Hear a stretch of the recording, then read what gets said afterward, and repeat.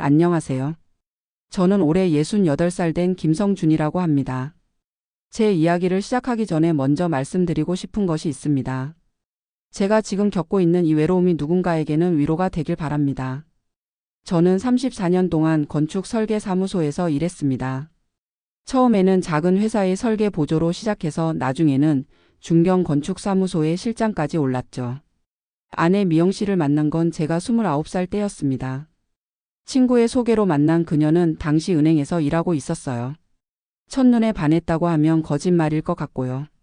차분하게 이야기를 나누면서 서로의 공통점을 발견하는 그런 사랑이었습니다. 6개월 정도 만남을 이어가다 결혼을 했고 우리는 아들 하나와 딸 하나를 두었습니다.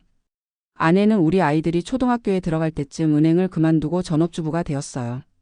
그때는 저도 그게 당연하다고 생각했습니다.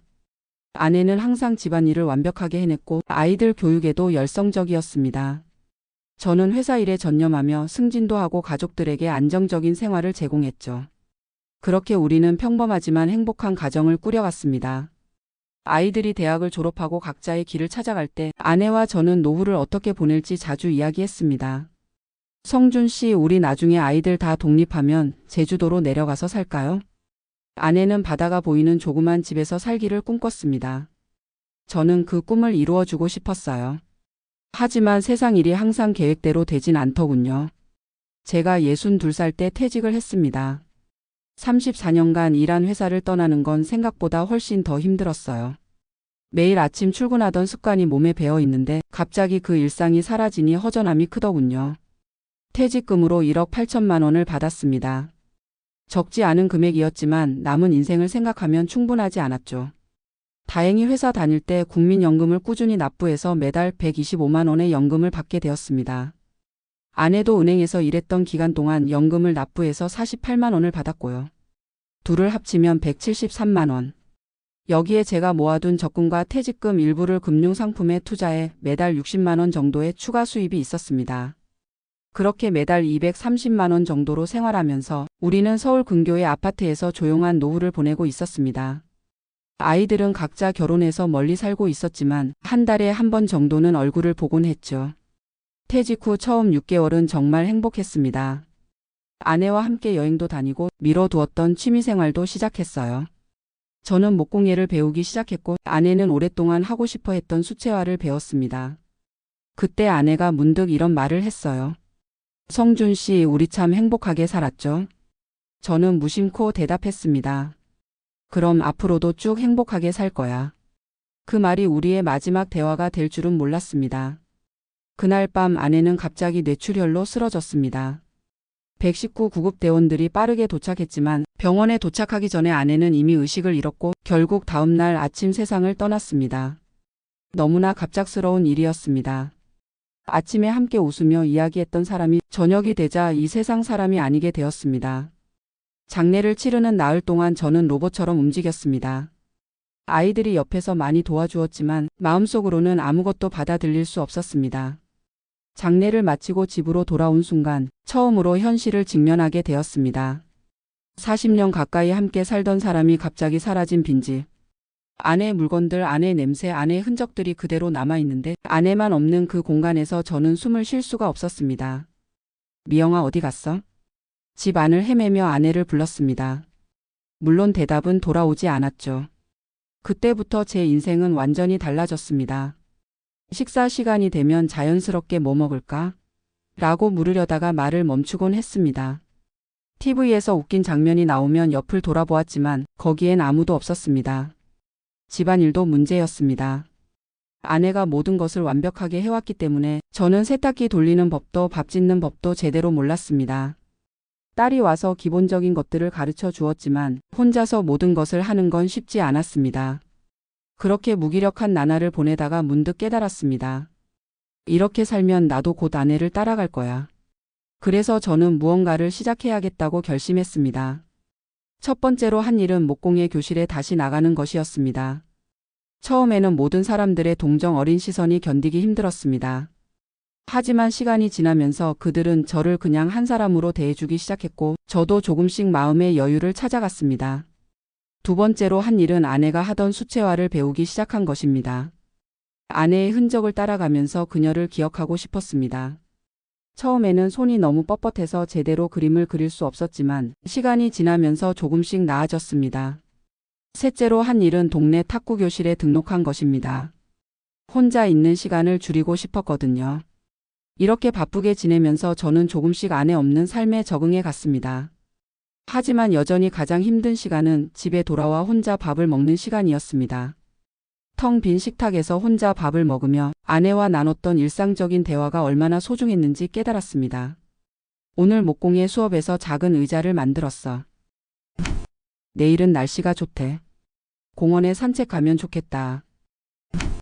대답이 돌아오지 않는 공허한 대화를 혼자서 계속했습니다. 가끔은 아내의 사진을 식탁에 놓고 밥을 먹기도 했습니다. 어느 날 아들이 전화를 했습니다. 아버지, 요즘 어떻게 지내세요? 그냥 그렇게 지내지. 걱정하지 마. 혼자 계시는 게 걱정돼요. 저희 집으로 오세요. 아들은 저를 자기 집으로 모시고 싶어 했습니다. 하지만 저는 거절했습니다. 아들아, 너희 가족도 있는데 내가 가서 방해할 순 없어. 방해 같은 소리 마세요. 아버지는 우리 가족이잖아요. 결국 저는 한 달 정도 아들 집에서 지내보기로 했습니다. 아들과 며느리 그리고 초등학교 다니는 손주들과 함께 생활하는 것은 분명 활기찼습니다. 아침에 일어나면 손주들이 할아버지 하며 달려와 안기고 저녁에는 모두 함께 식사를 하며 이야기를 나눴습니다. 그러나 한 달이 지나자 저는 다시 제 집으로 돌아가고 싶어졌습니다. 아무리 가족이라도 서로의 생활 패턴이 다르니 불편한 점이 있었고 무엇보다 저는 아들 가족에게 부담이 되고 싶지 않았습니다. 아들아, 고맙지만 나는 내 집으로 돌아갈게. 정말 괜찮으세요? 혼자 계시는 게 걱정돼요. 걱정 마. 아빠는 이제 혼자 지내는데 익숙해졌어. 그렇게 저는 다시 혼자 사는 일상으로 돌아왔습니다. 하지만 이번에는 조금 달랐습니다. 아들 집에서 지내면서 깨달은 것이 있었거든요. 나도 누군가에게 필요한 사람이 되어야 한다. 그래서 저는 동네 복지관에 자원봉사자로 등록했습니다. 처음에는 단순히 시간을 보내기 위해 시작한 일이었지만 점차 그곳에서 새로운 의미를 찾게 되었습니다. 복지관에서는 목공의 기술을 활용해 초등학생들에게 간단한 목공 작품 만드는 법을 가르쳤습니다. 아이들의 순수한 웃음과 호기심 어린 질문들이 저를 살아있게 만들었습니다. 할아버지, 이렇게 하면 되나요? 응, 잘하고 있어. 그 다음에는 이렇게 해보렴. 아이들이 만든 작품을 들고 좋아하는 모습을 볼 때면 가슴 한구석이 따뜻해지는 느낌이었습니다. 복지관에서는 다른 자원봉사자들과도 친해지게 되었습니다. 대부분 저처럼 은퇴한 분들이었고 비슷한 처지이다 보니 자연스럽게 대화가 이어졌습니다. 그 중에서도 박지호라는 분과 특히 가까워졌습니다. 지호 씨는 저보다 2살 많은 70살의 남성분으로 은퇴 전에는 중학교 역사 교사였다고 했습니다. 성준 씨, 당신도 배우자를 잃었다고 들었네. 네, 2년 전에 갑자기 뇌출혈로 떠났어요. 나도 비슷해. 3년 전에 암으로 아내를 보냈지. 우리는 서로의 아픔을 이해하며 가까워졌습니다. 일주일에 2번 복지관에서 만나 같이 점심을 먹고 때로는 근처 공원을 산책하기도 했습니다. 지호 씨는 저와 달리 요리를 잘했습니다. 아내가 아팠을 때부터 집안일을 도맡아 했기 때문에 솜씨가 좋았죠. 다음 주 토요일에 우리 집에 와서 저녁 먹지 않을래? 지호 씨의 초대로 처음 그의 집을 방문했을 때 저는 놀랐습니다. 깔끔하게 정돈된 집안과 정성스럽게 차려진 식탁. 저는 지호 씨에게 많은 것을 배웠습니다. 어떻게 이렇게 혼자서 잘 살 수 있는 거예요? 처음부터 잘한 건 아니야. 많이 울고 많이 시행착오도 겪었지.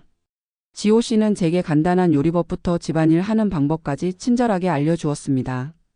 그렇게 우리는 서로에게 의지하며 일상을 공유하게 되었습니다. 어느 날 지호 씨가 제안했습니다. 우리 주말마다 번갈아가며 서로의 집에서 저녁을 함께 먹는 건 어떨까? 그 제안은 제 생활에 큰 변화를 가져왔습니다. 이제 일주일에 한 번은 혼자가 아닌 누군가와 함께 식사를 하게 되었고 그것은 제게 무척 소중한 시간이 되었습니다.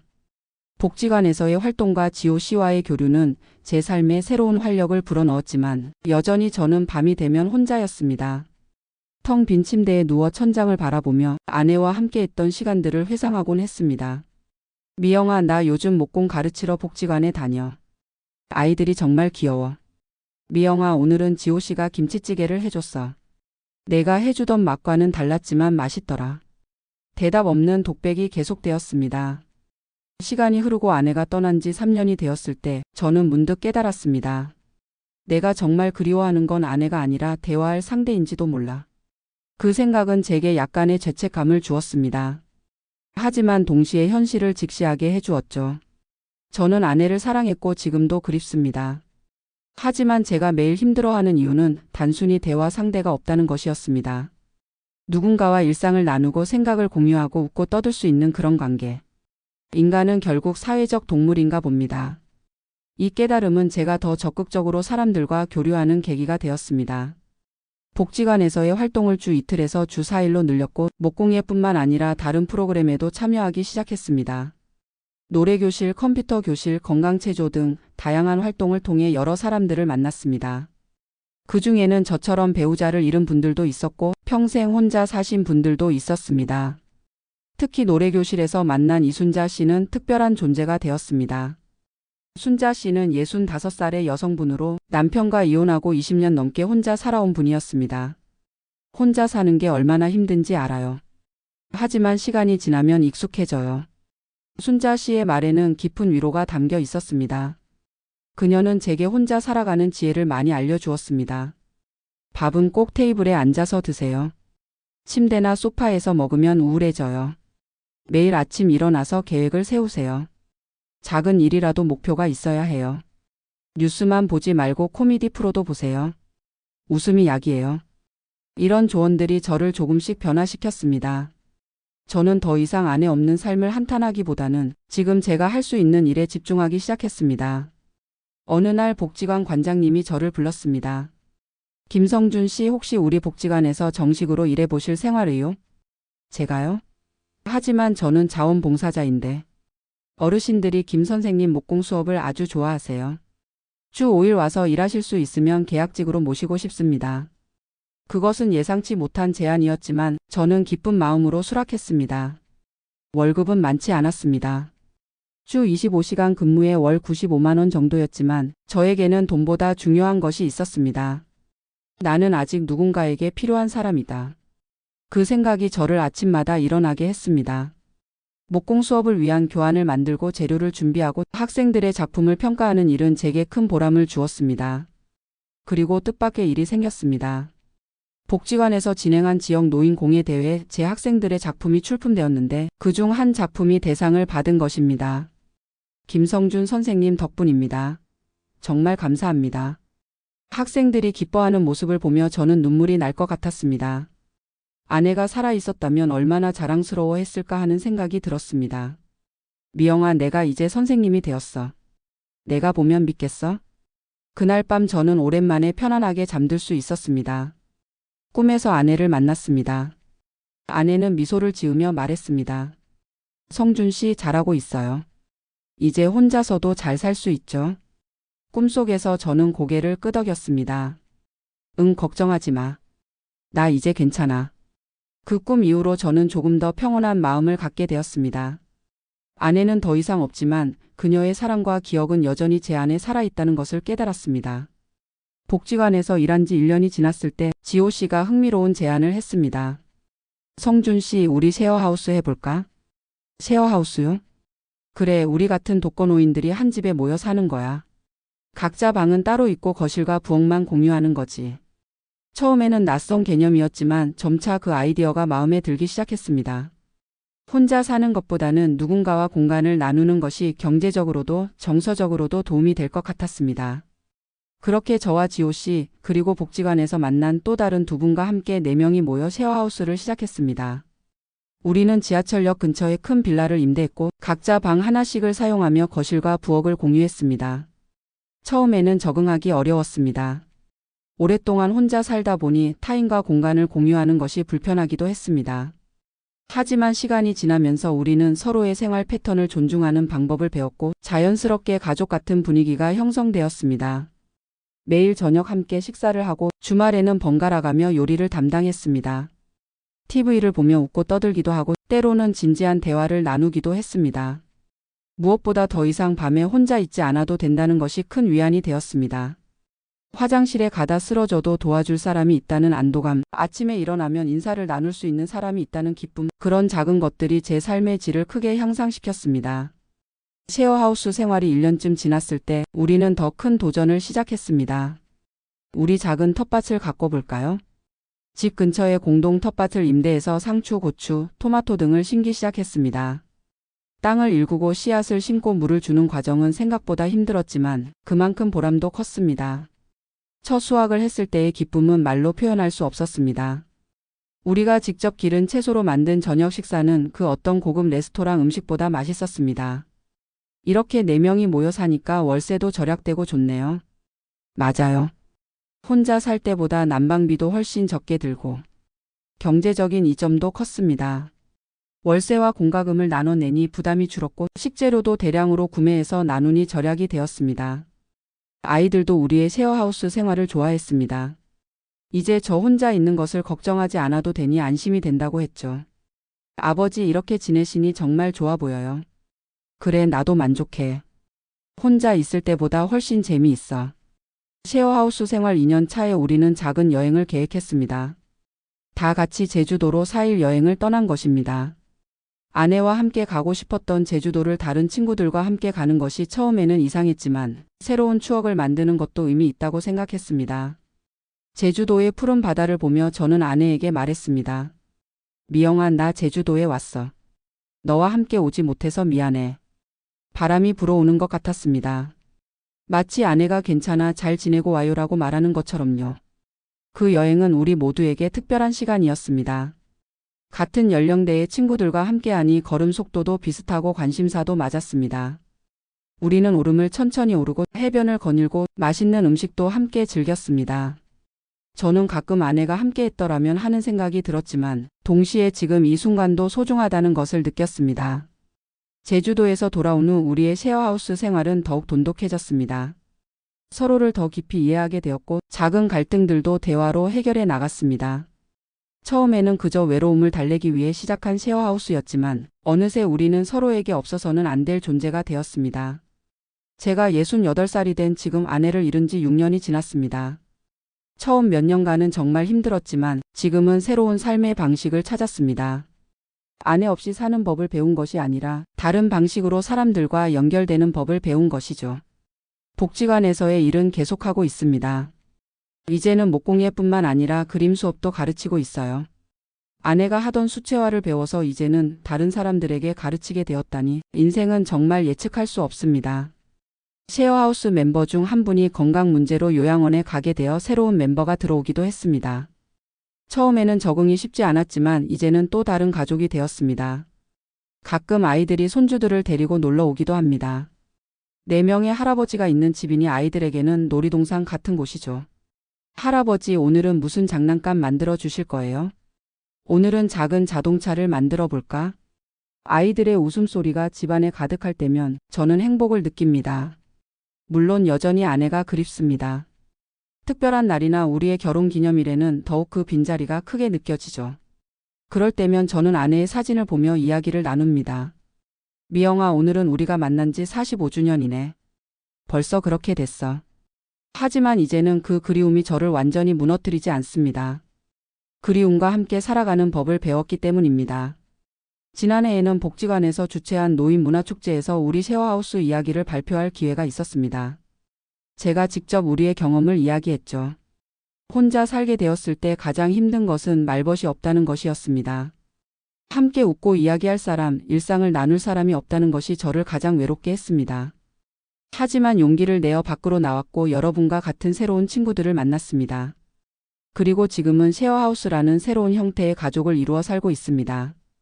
많은 분들이 공감하며 들어주셨고 발표 후에는 여러 질문도 받았습니다. 셰어하우스 생활에서 갈등은 없나요? 물론 있습니다. 사람이 모여 살면 항상 작은 갈등은 생기기 마련입니다. 하지만 서로 존중하고 배려하는 마음으로 대화하면 해결할 수 없는 문제는 없습니다. 비용은 어떻게 나누나요? 고정 비용은 균등하게 나누고 식비는 공동 통장을 만들어 관리합니다. 한 달에 한 번 회의를 통해 모든 지출 내역을 함께 확인하고요. 그 발표 이후 몇몇 분들이 우리의 셰어하우스를 방문하기도 했습니다. 같은 방식으로 살아보고 싶다는 분들도 계셨고 자신들만의 방식으로 쉐어하우스를 시작한 분들도 있었습니다. 우리의 경험이 다른 분들에게 도움이 된다는 사실이 정말 기뻤습니다. 아내가 없는 외로움이 오히려 다른 사람들을 돕는 계기가 되다니 인생은 참 신비롭습니다. 저는 요즘 새로운 취미도 갖게 되었습니다. 바로 글쓰기입니다. 처음에는 그냥 일기처럼 시작했는데 점차 제 경험과 생각을 정리하는 글로 발전했습니다. 노년의 외로움을 이기는 법, 함께 사는 즐거움, 말벗의 소중함 등등. 이런 주제로 글을 쓰다 보니 제 자신의 생각도 더 명확해졌습니다. 복지관에서 글쓰기 동아리도 만들어서 비슷한 경험을 가진 분들과 글을 나누고 있습니다. 서로의 이야기를 읽고 공감하며 위로받는 시간이 됩니다. 어느 날 동아리 회원 중 한 분이 제게 물었습니다. 성준 씨는 정말 대단해요. 어떻게 그렇게 긍정적으로 지낼 수 있는지. 저는 잠시 생각하다가 대답했습니다. 저도 처음엔 그렇지 않았어요. 아내가 떠난 후 2년 정도는 정말 살고 싶지 않았습니다. 하지만 어느 순간 깨달았어요. 내가 이렇게 무기력하게 살면 아내가 원망할 거라고요. 그래서 한 걸음씩 나아가기 시작했습니다. 처음엔 정말 작은 목표부터요. 오늘은 산책 10분만 하자, 오늘은 새 요리 하나만 배워보자, 이런 식으로요. 그게 도움이 됐나요? 네, 정말 도움이 됐습니다. 작은 성취가 모여 자신감이 생겼고 그 자신감으로 더 큰 도전을 할 수 있었어요. 복지관에 나오고 쉐어하우스를 시작하고 지금의 제가 되기까지요. 제 말을 들은 그분의 눈에 눈물이 맺혔습니다. 아마도 자신의 상황과 비슷하다고 느끼셨나 봅니다. 저도 할 수 있을까요? 물론이죠. 천천히 하지만 꾸준히 나아가면 됩니다. 그리고 기억하세요. 당신은 혼자가 아니에요. 우리가 함께하니까요. 그 대화 이후 그분도 조금씩 변화하기 시작했습니다. 복지관 활동에 더 적극적으로 참여하고 새로운 사람들과 교류하려고 노력했습니다. 누군가에게 도움이 되는 제 모습을 보며 저는 다시 한번 삶의 의미를 느꼈습니다. 아내가 살아 있었다면 어땠을까 하는 생각은 여전히 합니다. 하지만 이제는 그 생각이 제 삶을 멈추게 하지 않습니다. 오히려 미영이가 이걸 보면 뭐라고 할까? 라는 생각이 제가 더 열심히 살아갈 동기가 됩니다. 아내는 항상 저를 응원했으니까요. 최근에는 우리 쉐어하우스에 작은 변화가 있었습니다. 지호 씨가 제안한 건데 마당에 있는 작은 창고를 개조해서 공동 작업실을 만들었습니다. 저는 그곳에서 목공 작업을, 지호 씨는 도예를, 다른 두 분은 각각 그림과 뜨개질을 할 수 있게 되었죠. 함께 있지만 각자의 공간도 존중받는 그런 균형이 우리 쉐어하우스의 장점입니다. 가끔은 쉐어하우스 멤버들과 함께 작은 여행을 떠나기도 합니다. 주로 당일치기로 근교의 산이나 바다를 찾아가는 정도지만 그런 작은 일탈이 일상에 활력을 불어넣어 줍니다. 성준 씨, 내일은 어디로 갈까요? 날씨가 좋으니 바다가 보이는 곳이 좋겠네요. 계절이 바뀌고 세월이 흐르면서 저는 점점 더 노쇠해져 가고 있습니다. 무릎도 예전 같지 않고 눈도 침침해졌습니다. 하지만 정신만큼은 오히려 더 성장하고 있다고 느낍니다. 삶에 대한 이해가 깊어지고 사람과의 관계에서 오는 기쁨을 더 크게 느끼게 되었으니까요. 지난달에는 복지관을 통해 한 중학교의 진로 멘토링 프로그램에 참여했습니다.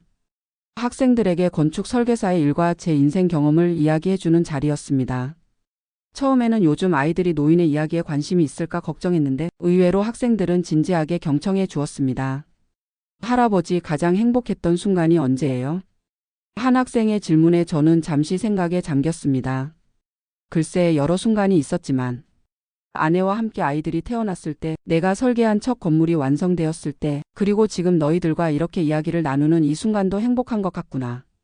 학생들은 제 대답에 미소를 지었습니다. 할아버지, 혼자 사는 게 외롭지 않으세요? 물론 외로울 때도 있단다. 하지만 외로움은 선택이기도 해. 내가 문을 닫고 혼자 있을 수도 있지만 문을 열고 다른 사람들을 만날 수도 있거든. 나는 후자를 선택했지. 그 대화가 끝난 후 몇몇 학생들이 제게 편지를 보내왔습니다. 제 이야기가 감동적이었다고, 자신들도 어려움을 극복하는 용기를 얻었다고요. 그 편지들을 읽으며 저는 생각했습니다. 내 인생의 경험이 이렇게 누군가에게 도움이 될 수 있구나. 요즘 저는 종종 생각합니다. 만약 아내가 먼저 가지 않았다면 어땠을까요? 제가 먼저 세상을 떠났다면 아내는 어떻게 살았을까? 아마도 저보다 더 잘 적응했을 것 같습니다. 아내는 항상 저보다 사교적이었고 어려운 상황에서도 긍정적인 면을 찾아내는 능력이 있었으니까요. 하지만 그렇다고 해서 외롭지 않았을 거라고는 생각하지 않습니다. 배우자를 잃는 아픔은 누구에게나 크니까요. 중요한 건 그 아픔을 어떻게 받아들이고 어떻게 앞으로 나아가느냐 하는 것이겠죠. 저는 이제 제 삶에 감사함을 느낍니다. 아내와 함께한 행복한 시간들에 감사하고 지금 제 곁에 있는 소중한 인연들에게도 감사합니다. 노후에 배우자를 잃고 혼자 살게 된다는 것은 분명 힘든 일입니다. 특히 말벗이 없다는 것, 일상을 나눌 사람이 없다는 것이 가장 큰 어려움이었습니다. 하지만 저는 그 어려움을 이겨내고 새로운 삶의 방식을 찾았습니다. 셰어하우스라는 대안적인 가족 형태를 통해, 복지관 활동을 통해, 글쓰기와 같은 새로운 취미를 통해서요. 제 이야기가 비슷한 상황에 처한 누군가에게 작은 희망이 되었으면 합니다. 당신도 혼자가 아니라는 것, 새로운 연결과 의미를 찾을 수 있다는 것을 알았으면 합니다. 인생은 계속됩니다. 사랑하는 사람을 잃은 후에도 슬픔과 외로움 속에서도 우리는 다시 일어나 걸어갈 수 있습니다. 그것이 제가 68살의 나이에 배운 가장 소중한 교훈입니다.